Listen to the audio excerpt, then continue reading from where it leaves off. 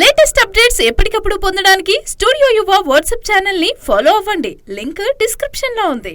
మన power star Pawan Kalyan గారు వారసుడు అకీరా తన డెబ్యూ సినిమాకి గ్రీన్ సిగ్నల్ ఇచ్చేశాడట. అంతేకాదు అతనితో కలిసి వెండి తెరపై మెరవబోయే అతిథెవరో తెలుసా?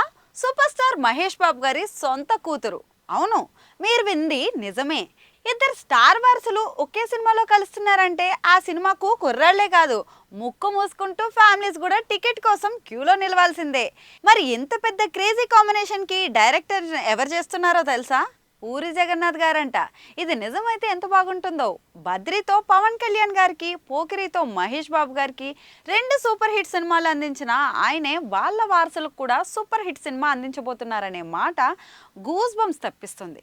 ఆయన మార్క్ డైలాగ్ అకీరాకి పడితే ఉంటుంది. టైటిల్ ఏంటో తెలుసా? Rebels the legacy. పేరు వినగానే హైపే వేరే లెవెల్ కదా.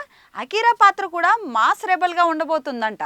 స్టూడెంట్స్ కి హీరో, సిస్టమ్ కి చితిమంటల సియా పాత్రలో క్లాస్ అండ్ డెప్త్. ఆమె మాటలు వినగానే ప్రేమ కాదు, గౌరవం కూడా పుట్టేస్తుంది.